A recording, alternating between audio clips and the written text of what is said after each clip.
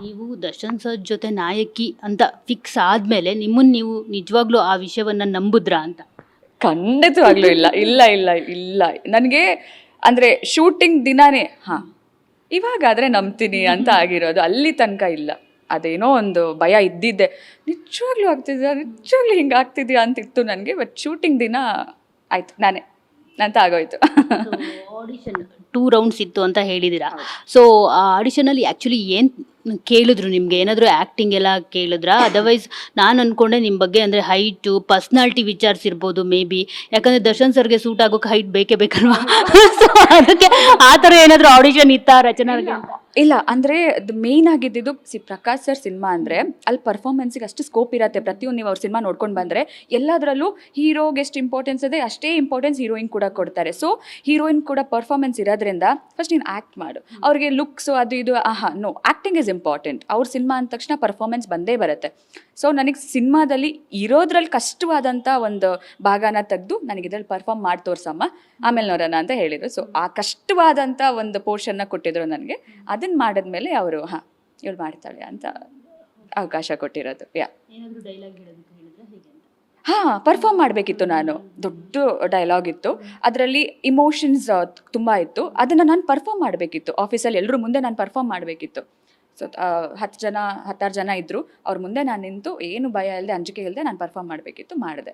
So ಎಷ್ಟು ಜನ audition ತಗೊಂಡಿದ್ರೆ ನೀವು ಸೆಲೆಕ್ಟ್? ಸಾವಿರಾರು ಜನ ತಗೊಂಡಿದ್ರು. ಬಾಲಿವುಡ್ಸಿಂದ ಹೆಸರಿತ್ತು, ಎಲ್ಲ ಕಡೆಯಿಂದ ಹೆಸರಿತ್ತು. ಬಿಕಾಸ್ ಸರ್ ಜೊತೆ ಸಿನಿಮಾ ಅಂದ ತಕ್ಷಣ ಯಾರು ಇಲ್ಲ ಅನ್ನಲ್ಲ, ಎಲ್ಲ ಖುಷಿಯಿಂದ ನಾನು ಮಾಡ್ತೀನಿ ಅಂತ ಬರ್ತಾರೆ. ಆ್ಯಂಡ್ ಹೆಣ್ಮಕ್ಳ ಪಾತ್ರ ಕೂಡ ಸರ್ ಸಿನಿಮಾದಲ್ಲಿ ಅಷ್ಟೇ ತೂಕವಾಗಿರುತ್ತೆ. ಸೊ ಯಾರು ಕೂಡ ಸರ್ ಸಿನಿಮಾಗೆ ಇಲ್ಲ ಅನ್ನಲ್ಲ. ಅಂಥದ್ರಲ್ಲಿ ಇವ್ರ ಪಾಪ ನಮ್ಮ ಕರ್ನಾಟಕದ ಹುಡುಗಿ, ಅವ್ರಿಗೆ ಫಸ್ಟ್ ಪ್ರಿಫರೆನ್ಸ್ ಕೊಡಿ ಅಂತ ಹೇಳಿದ್ದಕ್ಕೆ I am here ma'am today. Yeah. ನೀನು ನಿಮ್ಮ ಒಂದು ಪಾತ್ರಕ್ಕೆ ಎಷ್ಟು ಪ್ರಾಮುಖ್ಯತೆ ಇದೆ ರಚನಾ? ಬಿಕಾಸ್ ಹೀರೋಯಿನ್ಸ್ ಅಂತ ಅಂದರೆ ಒಂದು ಲೈಕ್ ಡ್ಯುಯೆಟ್ಗಷ್ಟೇ ಸೀಮಿತ ಆಗಿರ್ತಾರೆ, ಎಲ್ಲೋ ಒಂದು ಕಡೆ ಒಂದಷ್ಟು ಸೀನ್ಗಳಲ್ಲಿ ಬಂದು ಹೋಗ್ತಾರೆ. ಸೊ ಆದರೆ ಇಲ್ಲಿ ರಚನಾ ರೈ ಅವ್ರ ಪಾತ್ರಕ್ಕೆ ಒಂದು ತೂಕ ಇದೆ ಅಂತ ಕೇಳ್ಪಟ್ಟಿದ್ದೀನಿ. ಸೊ ಹೇಗಿರುತ್ತೆ ನಿಮ್ಮ ಪಾತ್ರ? ಸೊ ಏನೆಲ್ಲ ಎಕ್ಸ್ಪೆಕ್ಟ್ ಮಾಡ್ಬೋದು ಆಡಿಯನ್ಸ್? ನಾನು ಹೇಳ್ದಂಗೆ ಪ್ರಕಾಶ್ ಸರ್ ಸಿನಿಮಾ ಇದು. ಸೊ ಅದಕ್ಕೆ ಪ್ರತಿಯೊಂದು ಕ್ಯಾರೆಕ್ಟರ್ಸ್ನ ಕೂಡ ಅಷ್ಟು ಅಚ್ಚುಕಟ್ಟಾಗಿ ಅವರು ಬಿಲ್ಡ್ ಮಾಡಿರ್ತಾರೆ. ಪ್ರತಿಯೊಂದು ಕ್ಯಾರೆಕ್ಟರ್, ನಾನು ಅವರು ಅಂತಲ್ಲ, ಹೀರೋ ಸರ್ ಅಂತಲ್ಲ, ಪ್ರತಿಯೊಂದು ಕ್ಯಾರೆಕ್ಟರ್ಗೆ ಈ ಸಿನಿಮಾದಲ್ಲಿ ಅದರದ್ದೇ ಆದಂಥ ಇಂಪಾರ್ಟೆನ್ಸ್ ಇದೆ. ಸ್ಪೆಷಲಿ ನನ್ನ ಪಾತ್ರ ತುಂಬ ಇಂಪಾರ್ಟೆಂಟ್ ಆಗಿದೆ. ನನಗೂ ಅಷ್ಟೇ ಪರ್ಫಾರ್ಮೆನ್ಸಿಗೆ ಸ್ಕೋಪ್ ಇದೆ. ನಾನು ಆ್ಯಸ್ ಅನ್ ಆ್ಯಕ್ಟರ್ ಏನೇನು ಪ್ರೂವ್ ಮಾಡ್ಕೋಬೋದು ಅದೆಲ್ಲದೂ ಇದರಲ್ಲಿದೆ. So I am blessed.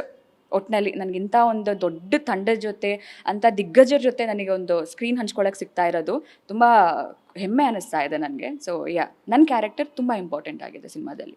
ಈ ಸಿನಿಮಾಗೆ ಬರೋದಕ್ಕಿಂತ ಮುಂಚೆ ರಚನಾ ಏನಾದರೂ ಒಂದಷ್ಟು ಶಾರ್ಟ್ ಮೂವೀಸು, ಒಂದಷ್ಟು ಬೇರೆ ಏನಾದರೂ ಆ್ಯಡ್ಸ್ಗಳಾಗಿರ್ಬೋದು, ಅದೆಲ್ಲ ಆ್ಯಕ್ಟ್ ಮಾಡಿಕೊಂಡು ಬಂದಿದ್ದ ಹೇಗೆ ಅಂತ ಇಲ್ದಿರ ಡೈರೆಕ್ಟ್ ಫಸ್ಟ್ ಶಾರ್ಟೇ ಡೆವಿಲ್ ಸಿನಿಮಾದ ಹೇಗೆ? ಖಂಡಿತವಾಗ್ಲೂ ಅಲ್ಲ. ನಾನು ಹೇಳ್ದೆ ಅಲ್ಲ, ಆ ಲಕ್ಗೆ ಅಷ್ಟೇ ನಾನು ಹಾರ್ಡ್ ವರ್ಕ್ ಕೂಡ ಮಾಡಿದ್ದೀನಿ. ಆ ಲಕ್ ಅನ್ನೋ ಫ್ಯಾಕ್ಟರ್ಗೆ ನೀವು ಹಾರ್ಡ್ ವರ್ಕ್ ಮಾಡಿದ್ರೆ ನಿಮಗೆ ಲಕ್ ಅಂತ ಸಿಗೋದು. That's what I believe.